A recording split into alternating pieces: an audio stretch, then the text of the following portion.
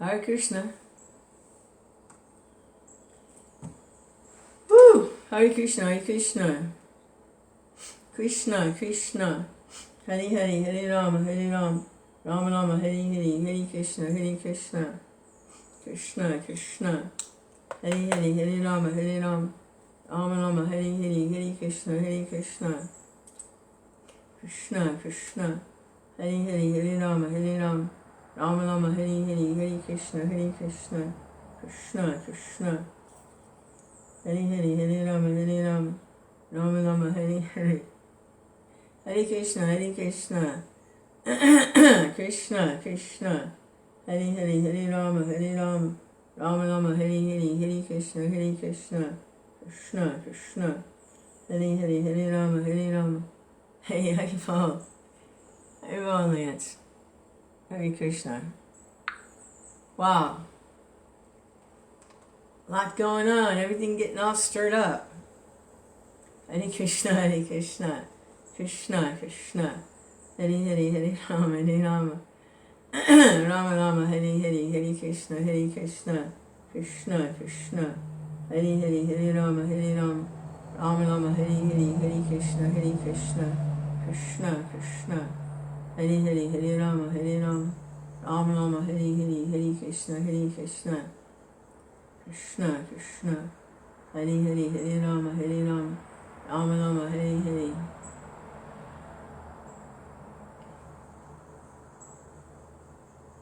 It's kind of like the value of anything, the way I measure it now, is the value of association or what somebody says is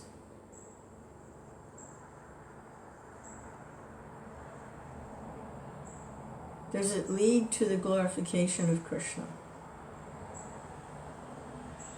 How does it relate to increasing the chanting of Krishna's holy name? Because that's how we're developing our spiritual body, is by this sound vibration. We're developing a form, spiritual form, that's more suitable for a personal relationship with Krishna. So there's different focuses. Hey Madhu, Hare Krishna. People have different focuses for trying to help others. And sometimes it's like welfare work, feed the poor, feed the hungry, clothe the poor. And that's, if it's done for Krishna, then we get Krishna. Hare Krishna, Hare Krishna, Krishna, Krishna. It's like all roads have to lead to Rome, all, whatever it is you're doing, whatever it is you're preaching, is it taking you to this Krishna vibration? Krishna. Hare Krishna, Hare Krishna, Krishna Krishna, Hare Hare, Hare Rama, Hare Rama, Ram Rama, Hare Hare. Sometimes people get all caught up in the thing that they're doing, and they think, that's the service. How I'm pushing the material energy around for Krishna. That's the service, is pushing this around and controlling that for Krishna. Hare Krishna. Hare Krishna, Hare Krishna, Krishna Krishna. Hare Hare, Hare Rama, Hare Rama. That's okay. Hare Rama, Hare Rama.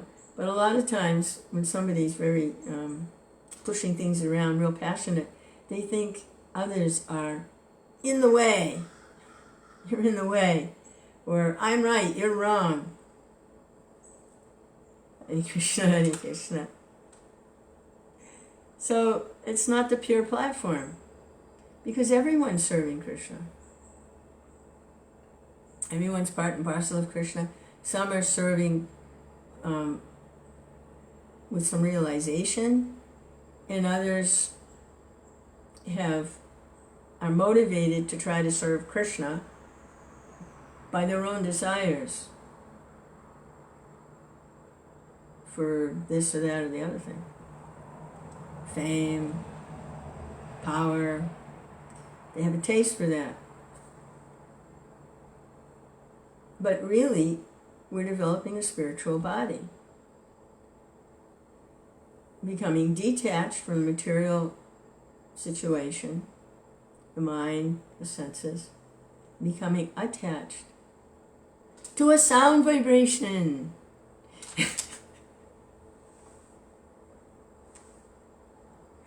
Hare Krishna, which just so happens to be non-different from Krishna.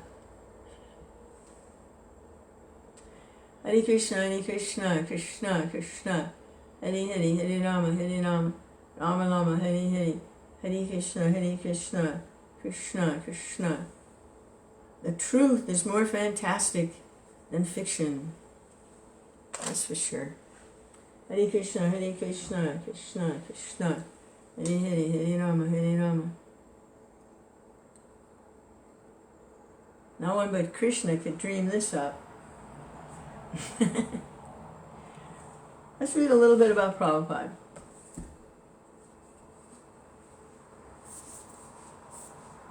This is the biography written by Prabhupada's disciple, Satsvarup Das Goswami, who traveled with him extensively for quite a while, served him as his secretary, his laundry doer, his cook, his transcriber. He had a lot of personal service with Prabhupada in the very beginning.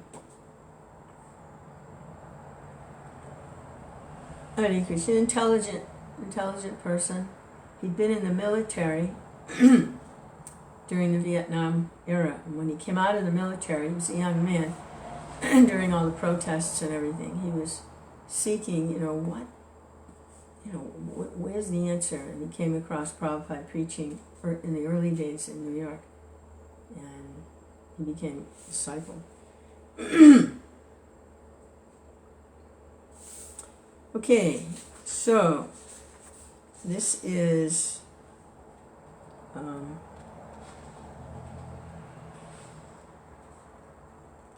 Prabhupada managed to join the Parikrama that was going on, the largest Parikrama ever, arranged by Bhaktisiddhanta, and for the last day of it. And he was having trouble with his business. He went out of business once because he extended too much credit. Yeah, I heard, dear, take the pharmaceuticals, take the drugs, and you'll pay me later, no problem. Well, that doesn't always work. They weren't paying him. So he went out of business once, and then he learned from that, and then he opened his own company where he was actually making the pharmaceuticals. It was called Day's Ointment. It cured everything. Now Prabhupada knew that none of these things ultimately, none of drugs, chemicals, have real, it's Krishna and karma, but here he is, selling these things, so it's kind of funny. So he made Day's Ointment, and it was a cure-all. Yeah, it was a snake oil. And he was having a little success with it, but then he ran into some problems with some competitors. He was trying to do two things at once. Because he wanted money. He was very passionate at that time because he was using the money to support his family members, a lot of them, and to help Bhaktisiddhanta's preaching mission. He helped them get a building in Bombay, and he was supplying funds They were all sannyasis. They weren't working. They were begging door to door with rice balls. And he was introducing them to successful businessmen that he knew, shopkeepers, people who had means. So he was very entangled like that. But then he had some problems with, he was trying to do two things at once. Be a representative for a big drug company and have his own little drug company. And he lost his connection with the big drug company. The supervisor for the area complained to the corporation that he had conflict of interest, so that he could put his son and take Prabhupada's representative place. So he got booted out of that, and it was a significant source of income. He lost that. So he was wondering, what's going on here? He read a verse in the, these words deeply produced a deep effect on Abai. This was Prabhupada then, Abai, strengthening his desire to execute Bhaktisiddhanta's command, which was, "You're an educated young man, preach in English." And in the 88th chapter of the 10th canto of Bhagavatam, he came upon a verse in which Lord Krishna said something that startled him. Yasyaham anu grinami harisyetad dhanam sanai tato dhanam jan yasya swajana dukkhadukitam. When I feel especially merciful towards someone, I gradually take away all his material possessions. His friends and relatives then reject this poverty-stricken and most wretched fellow. Abai shuddered as he read the verse. It seemed to speak directly to him. But what did it mean? Does it mean, he thought, that Krishna will take away all my money? Was that what was actually happening? Why was his business plans failing? He discussed the means of the verse with Sridhar Maharaj. Sridhar Maharaj confirmed this might very well be what was happening between Lord Krishna and Abai. In July 1935, Srila Bhaktisiddhanta Saraswati came to install the deity of Lord Krishna and to institute deity worship at the Bombay Center. He was pleased with what his disciples had done so far, and Bhakti Saranga Maharaj admitted that much of the work was due to Abai. He had collected funds and established the new center. Why is Abai living separately? Bhakti Saranga asked. He should be president of this Bombay Center. Bhaktisiddhanta Saraswati replied, "It is better he is living outside your company. He will do. When the time comes, he will do everything himself. You don't have to recommend him." Abai had not been present when this was spoken, but his godbrothers told him what Bhaktisiddhanta had said. These words of his spiritual master, with their mysteriously prophetic air, were important to Abai. He treasured the words within himself and meditated upon their meaning.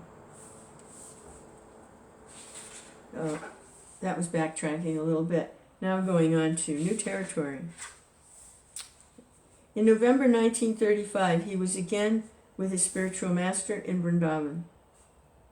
It was Kartik season, the ideal time to visit Vrndavan, and Srila Bhaktisiddhanta was staying for a month with his disciples at the peaceful Radha Kund, the sacred lake where Radha and Krishna used to sport. After leaving Bombay in July, Bhaktisiddhanta Saraswati had gone to Calcutta, where he had spoken on radio, delivered many public lectures, welcomed back the preachers he had sent to Europe, and finished publishing his Bhagavatam translation and commentary. Oh, I'd really like to see that. I bet it's in English somewhere. Then in October, he had come to Radha Kund. Occupying the small one-story house Bhaktivinoda Thakur had constructed, he had been reading and speaking to the assembled devotees on the Upanishads, Chaitanya Charitamrita, and Srimad Bhagavatam. He had also installed deities at Sri Kunja Bihari Math. The banks of the Radha Kund were overhung with bright green foliage growing from the gnarled branches of ancient tamarind, tamala, and neem trees. In the shadows of the water, cranes stood on stilted legs, while river terns swimmed across the lake, sometimes abruptly diving for fish. Sometimes a tortoise would poke its nose up from the water's depth, or a fish would jump. Green parrots, usually in pairs, flew in and out of the green trees, and sparrows chirped and hopped from place to place. Peacocks were also there, mostly in nearby gardens, as were occasional rabbits and even deer. The atmosphere was enriched with the history of Krishna Lila. 5,000 years ago, Radha and Krishna had engaged in transcendental pastimes here, and only 500 years ago, Lord Chaitanya had rediscovered Radha Kund. Lord Chaitanya's great follower, Raghunath Das Goswami, had resided here for many years, constantly chanting Hare Krishna and discussing the activities of Lord Chaitanya Mahaprabhu. And here, in a small bhajan kutir, Krishnadas Kaviraj had written Chaitanya Charitamrita, the narrative of the pastimes of Lord Chaitanya that Srila Bhaktisiddhanta Saraswati relished so much. Many of the inhabitants of Radhakund were Babajis, living in small bhajan kutirs and spending their time chanting Hare Krishna. Having heard of his spiritual master's stay here, Abai, bringing his son with him, had traveled from Bombay just to have darshan of his spiritual master. To see Srila Bhaktisiddhanta was always an occasion for jubilation, but to see him in Vrndavan was an added perfection. This meeting with his beloved guide and friend was different from the time in 1932 when Abai had seen him on the Vrndavan Parikrama. So this is 1935, 3 years later.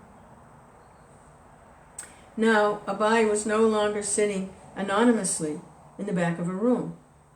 Now he was a bona fide disciple, recognized as the Kavi, who had written the praiseworthy poem and essay, the young man who listened well, the devotee who had helped the Allahabad Mat and who had established the Mat in Bombay. Already on this visit, Abai had an occasion to be alone with his spiritual master, who had remembered Abai's son and presented him with a small bandi, a jacket. And now they walked together alone on the bank of Radha Kund. Srila Bhaktisiddhanta turned and spoke confidentially to Abai. There had been some quarreling amongst his leading disciples in Calcutta, he said, and this distressed him very much.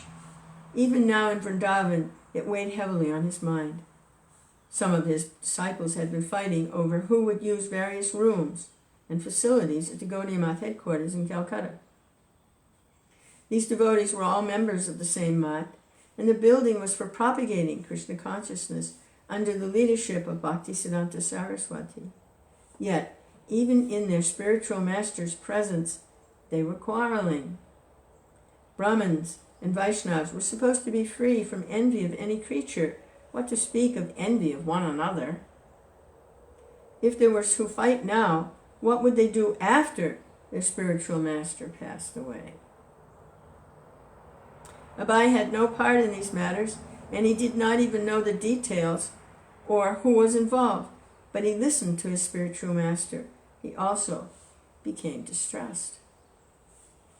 Deeply concerned, Srila Bhaktisiddhanta said to Abai, Agun jalbe, there will be fire. One day there would be fire in the Calcutta Gaudiya Math, and that fire of party interests would spread and destroy. Abai heard, but he did not know what to make of it, Srila Bhaktisiddhanta had fought so long and boldly to establish that anyone of any birth could be elevated to become a Brahmin, a sannyasi, or a Vaishnava. But if his followers became contaminated by a little wealth and the desire for prestige, thereby showing themselves to be still low-class men, despite their training and purification, then his mission would be disrupted. If, in the name of religion, they became attached to ease, position, and prestige, it could only mean that they had failed to grasp the teachings of their spiritual master. Srila Prabhupada, it's a little quote here. Prabhupada's relating. He was lamenting that these men are simply after the stones and bricks of the building. He condemned. He was very, very sorry.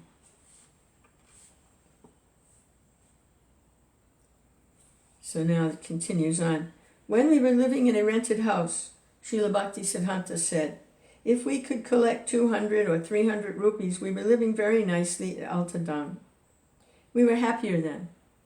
But since we have been given this marble palace in Bagh Bazar, there is friction between our men. Who will occupy this room? Who will occupy that room? Who will be the proprietor of this room? Everyone is planning in different ways. It would be better to take the marble from the walls and secure money. If I could do this and print books, that would be better. Abai felt his spiritual master speaking to him in urgency, as if asking him for help or warning him to avert a disaster. But what could he do? Srila Bhaktisiddhanta then said directly to Abai, Amar Ichachila Kichubai Karana. I had desire to print some books. If you ever get money, print books.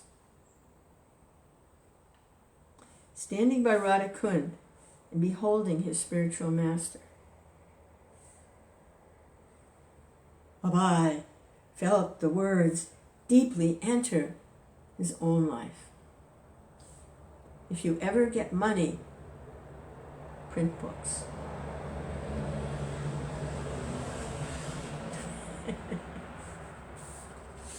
Hare Krishna, Hare Krishna. Woohoo, Krishna. So, December 1936. Srila Bhaktisiddhanta was in poor health at Jagannath Puri. Abai was in Bombay, and he wanted to write his Guru Maharaj a letter. He is kind. He is a little kind upon me, Abai thought. He will understand my request. And he began to write. So Bhaktisiddhanta's health is failing. He wasn't that old. And, he wasn't that old at all. How old was he? I want to take a look. Please excuse me. Hare Krishna. 1936. All right. Google will know. Google knows everything. Or if Google doesn't know, Wiki will know. All right. Bhakti, Siddhanta, Saraswati, and there's got to be, Wikipedia. All right. He was 62. He was born in 1840. He was only 62 years old.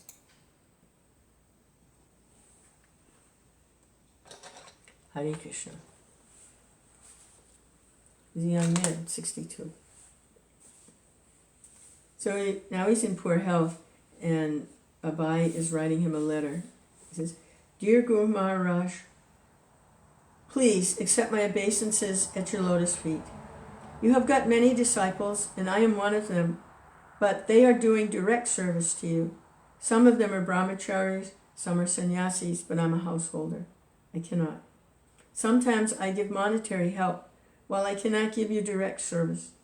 Is there any particular service I can do? 2 weeks later, Abai received a reply. So this is Bhaktisiddhanta. I am fully confident that you can explain in English our thoughts and arguments to the people who are not conversant with the languages of the other members. This will do much good to yourself as well as to your audience. I have every hope that you can turn yourself into a very good English preacher. If you serve the mission to inculcate the novel impression of Lord Chaitanya's teachings in the people in general, as well as philosophers and religionists. Abai at once recognized this to be the same instruction he had received at their first meeting in 1922. He took it as a confirmation. There was no doubt as to the purpose of his life. What his spiritual master had said in Calcutta in 1922 had not been a chance remark, nor had it been a chance meeting. The instruction was the same. Turn yourself into a very good English preacher. This will do good to yourself as well as to your audience. Srila Bhaktisiddhanta passed away from the mortal world on January 1st, 1937. So that letter that he got was in 1936 in December, and then just really a few days later, Bhaktisiddhanta left. Srila Bhaktisiddhanta passed away from the mortal world on January 1st, 1937. He had been spending his last days reading Chaitanya Charitamrita and chanting on beads. When a doctor had visited him, wanting to give him an injection, Srila Bhaktisiddhanta had protested, "Why are you disturbing me in this way? Simply chant Hare Krishna. That's all." Amongst his last words to his disciples were, a couple paragraphs here, "I advise all to preach the teachings of Rupa Raghunath, disciples of Lord Chaitanya, with all energy and resources. Our ultimate goal shall be to become the dust of the lotus feet of Sri Rupa and Raghunath Goswamis. You should all work conjointly under the guidance of your spiritual master with a view to serve the absolute knowledge, the personality of Godhead. You should live somehow or other without any quarrel in this material world, only for the service of Godhead. Do not, please, give up the service of Godhead in spite of all dangers, all criticisms, and all discomforts. Do not be disappointed, for most people in the world do not serve the Supreme Personality of Godhead. Do not give up your own service, which is your everything and all. Neither reject the process of chanting and hearing of the transcendental holy name of Godhead. You should always chant the transcendental name of Godhead with patience and forbearance like a tree and humbleness like a straw. There are many amongst you who are well qualified and able workers. We have no desire other than that whatsoever." In his last days, he had remained fully conscious and had given instructions until the end. He had specifically and openly ordered that the affairs of his Gaudiya Math be maintained by a 12-man governing body, which the devotees should select among themselves. Finally, he had said, "Please accept my blessings to you all, present and absent. Please bear in mind that our sole duty and religion is to spread and propagate service to the Lord and his devotees." 5:30 a.m., January 1st, he breathed his last.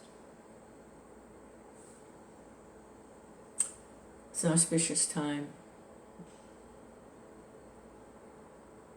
What's that called? Lilamrta hour, before sunrise. Word very soon reached Abai in Bombay.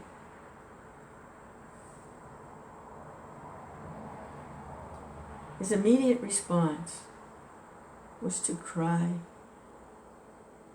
with grief.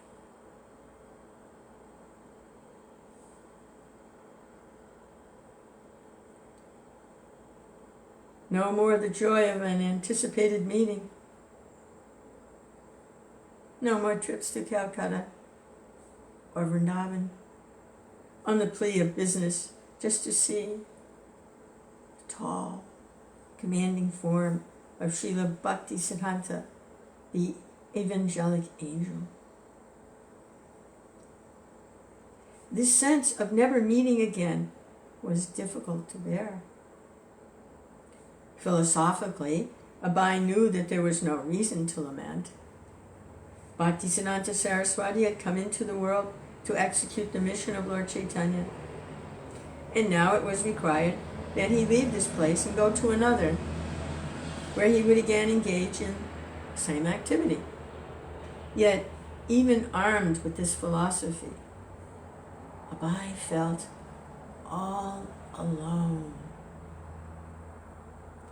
His two great well-wishers were gone, his father and now his spiritual master. But he felt grateful that he had received a special mercy, a final instruction. Just 2 weeks before his spiritual master's departure, Abai read his letter again and again.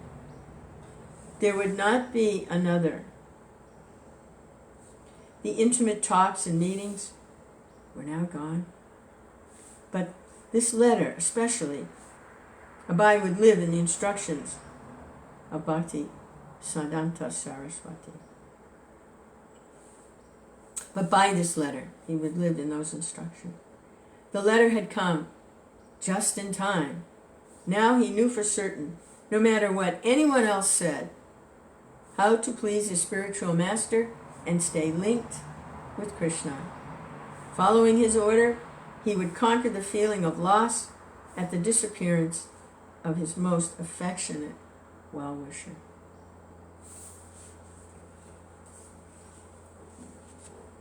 Hare Krishna. Woo-hoo. That is written so nicely, huh? Hare Krishna, Hare Krishna, Krishna Krishna, Hare Hare, Hare Rama, Hare Rama, Rama Rama, Hare Hare. Oh, I have my orders. She had 16 rounds and follow 4 regular principles. Krishna! Krishna! Govinda! Hare Krishna, Hare Krishna, Krishna Krishna, Hare Hare, Hare Rama, Hare Rama. And all I can do just to get that done. Hare Krishna. Krishna Chaitanya, Prabhu Nityananda, Shri Advaita, Radhar, Shiva, Sari, Gaur, Bhaktivinoda.